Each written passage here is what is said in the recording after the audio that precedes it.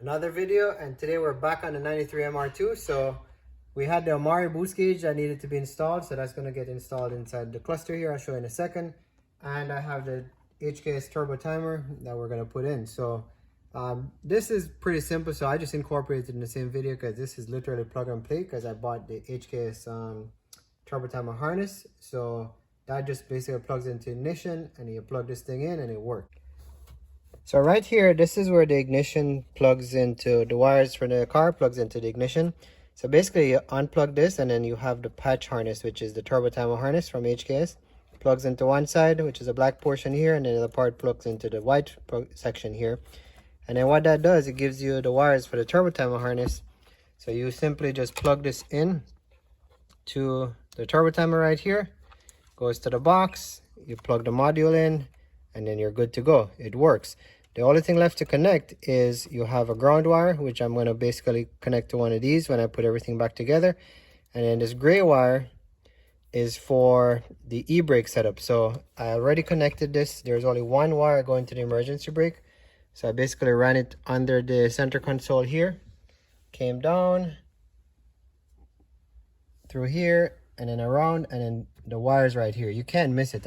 I didn't do it on camera because I removed the center console, but basically you pull the center console up, there's a single wire right here, you just tap this wire into it, and you're going to plug it in here, and this is basically the safety. So how this works is once you shut the car off, the timer is going to start going for whatever time you set, and then once you release the e-brake, if it's not finished with the countdown, it's going to shut the car off, and it just provides a level of safety. So again, that's just as simple as the install is. There's not much to it. So once I get this buttoned up, I'll show you guys how it works. Again, not rocket science here, but and then I'm going to mount it. Basically, these wires, this box is going to get tucked up under here, and I'm going to bring this over the panel, and it's going to go right in this spot right here beside the steering wheel. So that's what's coming up in terms of how this is going to be mounted, but it's kind of difficult to get everything in right now because I'm getting ready to pull the cluster out, because we're going to go ahead and remove the cluster so we can take this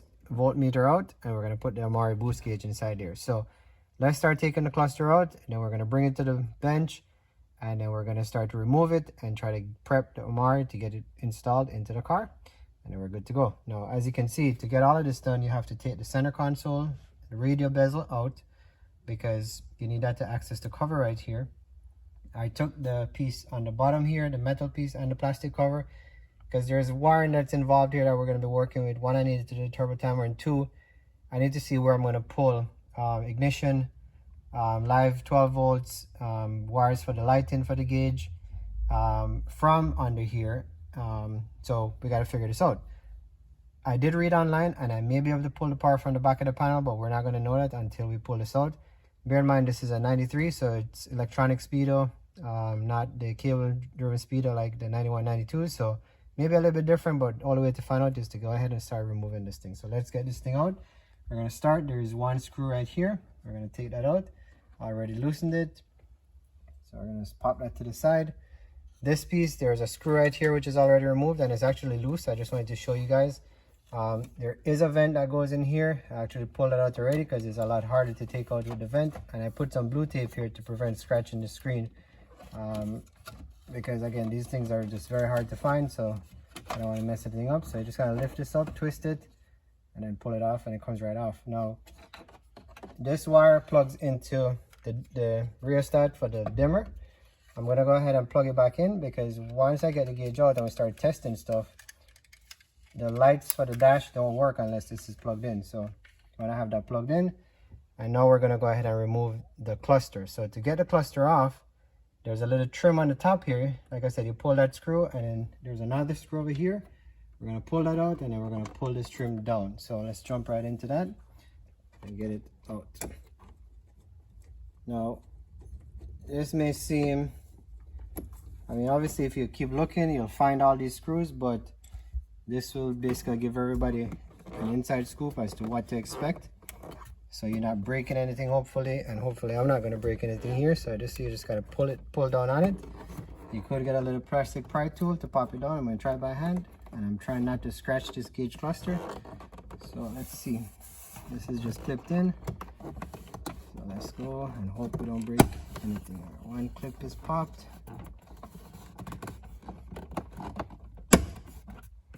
Second clip is popped. All right, there you go. And now that comes out. So as you can see, I have 2 clips right here. Just take your time, don't rush it, and then that will pop out. And now we're gonna pull the screws, and the gauge cluster should just come right up. All right, so we have 1 screw left here on the bottom left of the cluster. We already took these 2 out, which basically was to remove the top portion here. So it does 2 functions. One, it keeps the trim on the top in, and it also secures the cluster in place. So I'm going to screw this one out. I'm putting all my screws together right here, and this simply slides forward, and you kind of bend it down and up, and it should come right out. So actually, one more thing, let me take this piece off. I already loosened this thing. It's actually broken. I'm going to replace it. So the bottom portion is secure, but the top tabs are broken. So I'd use some duct tape, electrical tape, to kind of loop it around so it wouldn't move on me, but I got a new one, so I'm going to replace that. So let's pull this. Again, these are notorious for breaking. So MR2 Heaven actually has them for sale. You can get a good reproduction one for your car. So we're going to go ahead and take this out, put this off to the side. So quite a few plastics need to come off to get this done, but you know, it's nothing hard. And a couple of screws, just try to remember where you're going and put everything back. And worst case, you can watch these videos and that's your recipe. So put this off to the side. And now we're going to try to get this cluster out. So try to bend it here. Let's see what's the best way to get this thing out. The steering should be all the way down. I believe it is. There you go. Okay, so all right, so we're gonna pop that out, and here we have. So here's the back, and again, this is electronic speedo. Now, a couple things I'm gonna do here, because I want to get the check engine light bulb removed, so I don't have to look at the check engine light. So I know on the cluster, it's actually this one right here, so we can actually test it right now. So there you go. It's the bulb, right? Hopefully you guys saw that. There's a check engine light right there. So part of this is I want to remove that bulb, so I don't have to look at it, because you have to, the check engine light is going to be on with a Gen 5 swap. So I want to go ahead and get that out. And let me see if I can find it here. I'm just being delicate with everything here because I don't want to damage anything. So let's see if we can get a different angle for you here on this side. So on the 93, you got the brown connector and the blue connector in the back. So we're just going to push down and pull out. And I'd pulled that already, so just for the ease of camera here. So I basically pulled that out. And then there's one more here in the corner. We're going to go ahead and pull that one out as well. So 3 connectors, a white, a blue, and a brown, and the cluster comes out. So the check engine light was right here. It was on the top right on the left side of the cluster. So if we look right here, it's going to be this bulb. So what we're going to do is simply twist this bulb out, and we're going to remove that, and then we're going to pull the bulb out, and we're going to push this thing back in. So that should take care of the check engine light. So we're just going to go ahead and test that right now. And I had done that for the airbag, so I know this works. So let me go ahead and you just basically pull this bulb out, but it's kind of tight inside. So let me pop it out, and then we're going to pop it back in, and we're going to test it. All right, so here's the little socket thing, and basically this bulb just pushes in. So you just pull it out like that. I mean, I pulled it out. This is just for camera again. You pull it out, and then we're just going to go ahead and we're going to just pop it right back in here. So just line up the slots. And this, you know, I mean, I guess you could look at the light, but I'm super picky like that. I don't like to look at the light. So if it's not going to work for what it truly is, then just get rid of it. So that bulb is out, and now I just want to test to make sure it's off. So we're going to plug everything back in real quickly, try it again, and let's see what's up. All right, so I took the bulb out, so let's see. No more check engine light. So that's how you fix a Gen 5 check engine light issue, okay? All right, cool. So now we're gonna get this cluster really out of the car. We're gonna start pulling it apart so we can get to the OMORI gauge and have it installed. So let's do it. These two screws are the screws that hold the voltmeter in, so I'm just gonna loosen them for now. I'm not gonna pull them off 100% yet. Just gonna get them pretty loose. And they're not in there too bad, so there you go. All right, and then we're gonna pop the cover off. Now to get the cover off, you gotta push these tabs down. So basically just push down on them. You can do it by hand, comes off pretty easy. This is, I had already pushed them already, just again for the ease of camera. So, and there's 4 on the bottom top and 4 on the bottom. So just like that. And then this thing comes off. And then what you want to do is, you want to put this away very securely because this is very brittle and you don't want to break that thing, okay? So here we have the cluster. So now we're going to go ahead. We got to remove this black face as well. And then we're going to, so we can get that gauge out. So now we're going to do the same thing. You're going to push down on these tabs. So let me go ahead and put this thing nice and secure. Put it off to the side. And now we're going to work on getting these tabs out again. So just going to push down on them like that. Just to get them loose.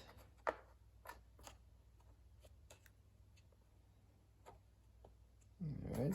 And they kind of work together. Once one goes loose, the rest of them start to loosen up pretty nicely. So there you go. We're going to do it on the bottom.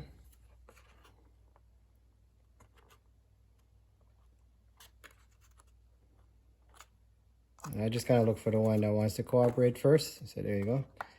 And then, like I said, once you get one going, the rest of them start to participate. So, all right. So let's get this off and get this black piece off as well.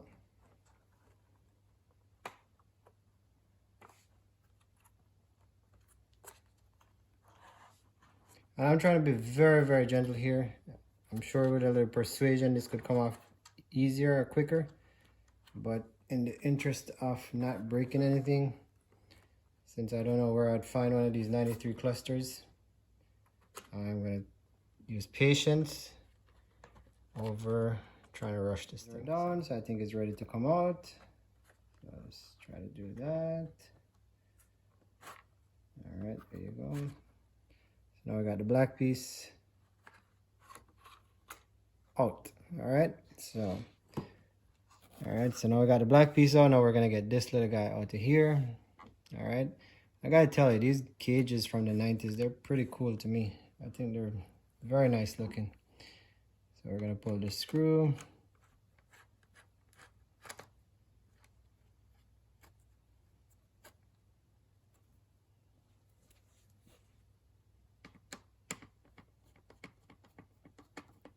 Oh, it's in there. I thought it was just lightly bolted in, but it's in there.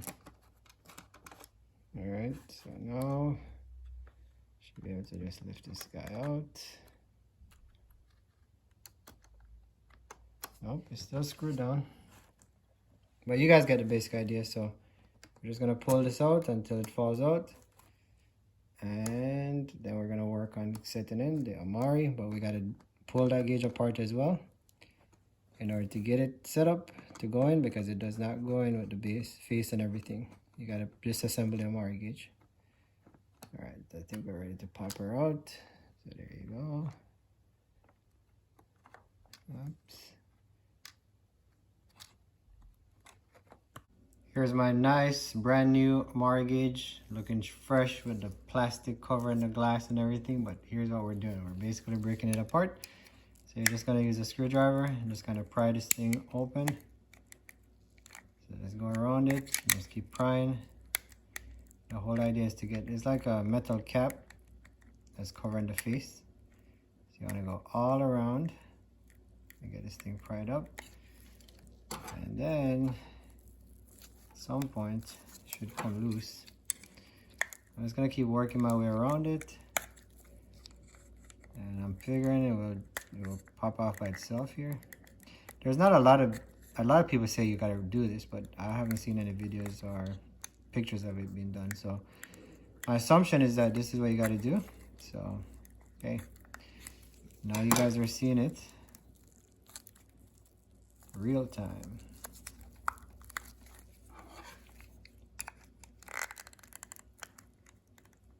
And I'm trying to go gentle again because I don't want to damage the actual gauge itself. We're just trying to get the cover off.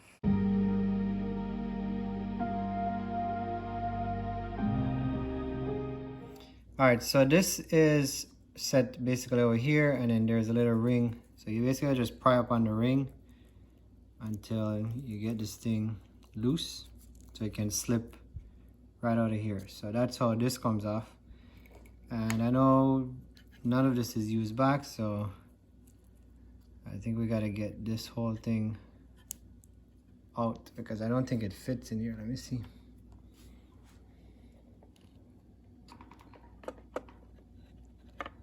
Oh yeah, actually it looks like it does fit. So I guess you keep the back portion of it. I thought you removed it, but seems like it's sitting flush. I'm gonna check. Let me see. Maybe we gotta remove the back portion. So and that looks pretty good. Nice color scheme, matches to the red needle and everything. So I think that's gonna look pretty sharp. We're getting ahead, so I used a 1564 drill bit, and this was recommended by Bob Pham, who everybody knows is the MR2 guru, and it actually works pretty perfect. So I used with my Ryobi, and basically went straight in here in these holes where the screws came out for the stock voltmeter. Drilled through that. You gotta be careful on the back so you don't mess up the paper in the back right here. So as you can see, it was drilled through. You know, it scarred it a little bit, but the copper is still there and the paper is still intact, so nothing got damaged. At least I hope nothing got damaged. It looks okay. And then we've pulled the wires through. So what I have is we got the signal wire. This goes to the boost sensor, and then this is the power wires. So this has ignition, lights, and 12 volt constant, and a ground. So what we're gonna do now is set this OMORI gauge into the cluster, plug everything in. I probably use a little hot glue just to set it in place, although when I tested it with the cover, it seems like it's holding, but I may just use a little bit of hot glue to set it in. Button everything back up here and put the covers on, and then we're gonna go to the car, we're gonna wire everything in. So I'll show you that part, but let me get this part in. I'll show you the finished product here with the cluster itself, and then we'll go wire everything up in the vehicle.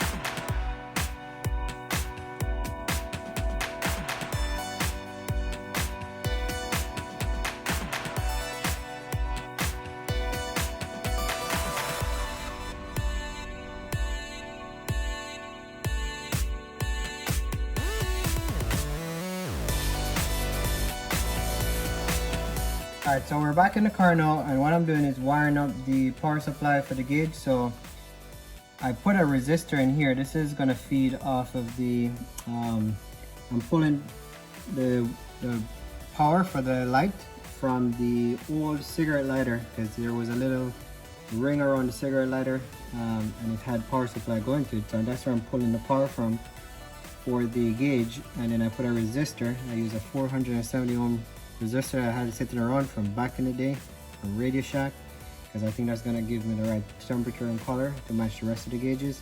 So that's wired into here. We're gonna plug that in. So this is gonna be the power for the light. This is the ground, and then now we're gonna do constant 12 volt and ignition. I'm gonna hook that up, and then I'm gonna connect these connectors here to the actual wire that's provided with the gauge. You'll see that in a second. Plug everything up, so that way we have the ability to unplug the cluster from the car if we need to, just by simply unplugging here.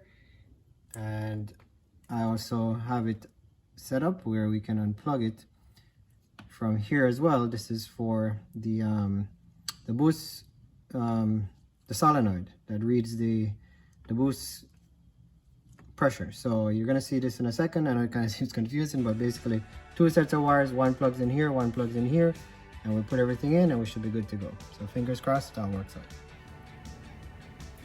Back out to the car. So we got the vacuum hose feeding off of right here. So there you go, and that's the vacuum hose. I ran it through the intake manifold and then came alongside this wire loom right here on top of the valve cover. And then this ran, it's traced down following those wires, and it goes through a firewall. So pretty clean setup. And this is for the OMORI boost gauge that we're going to install in the cluster. And again, this is on the 93 MR2. So tucked nicely away back here, we have the vacuum hose coming out to the firewall right here. So there you go, everything is buttoned up, no leaks, sealed up nicely. And that's gonna run along the kick panel here and up into this pocket. So this is where we have the sensor, and it's nicely tucked away. Let me get a flashlight so you guys can see that. So try to make this as clean of an install as we can. So there you go, from the engine bay, running through the firewall, coming down to the kick panel. And if you look up in here, basically as the sensor, it sits nicely in a little cubby in this little switch panel or plug panel right here on the passenger side footwell. And then I ran the wires on the floor. So there are the wires. So from there, under the floor, up under the dash, and then that's gonna go up into the cluster. So I'm just working on the passenger side right now, and then we'll get to the driver's side and get all the wiring done and gauge installed, etc. This is trying to get this installed nice and clean. So I have all the wiring, I want to say 95% complete, so I'm going to put the cluster back in and then basically bring the power wire down because I need to cut it to length, but I want to push it through first and then figure out how much I need to cut off of this thing. And yeah, we're on our way. So let me get the cluster in, and that should take care of this portion of it. And then we'll wire it up, turn it on, and see how everything works.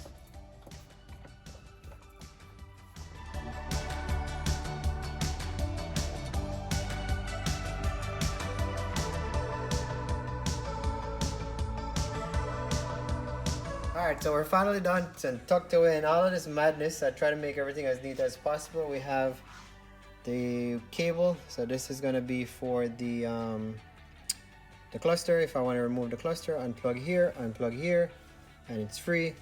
And then we have the turbo timer harness sitting right here. These are all stuff from keyless entry, etc. that was done. So let's take a look at what this is going to look like. Let me just put some ground to it, and we're going to see. So basically lights are on. Actually, here we go.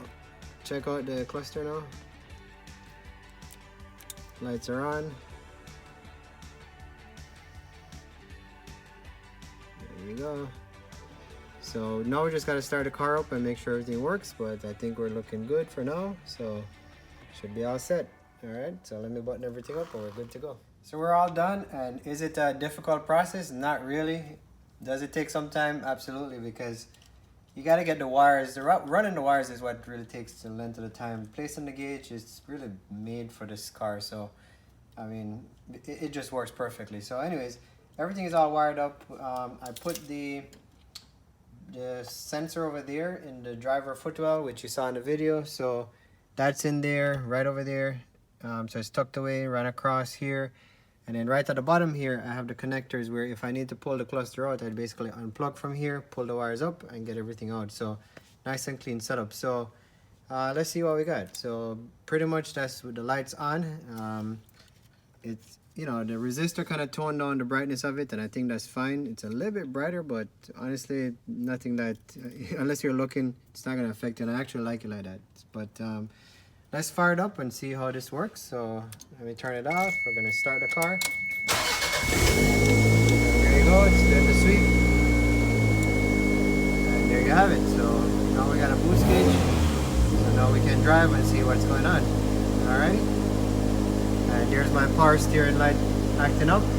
So I just gotta go tap that solenoid in the engine and get rid of that. But that's MR2 life for you. So hope you guys are enjoying this video. You know, another one, I'm gonna go ahead and button all of this up. You guys don't need to see that, it's pretty simple stuff. But thanks for watching, thanks for subscribing. This is the 93 MR2 and not the 91. So the Gen 5 swap that we just put the boost gauge in. So not sure which video you're gonna see next, if it's 91 or 93, but I do have some more stuff for the 93, and I've definitely got a lot of stuff coming for the 91. So enjoy your day, have a good weekend.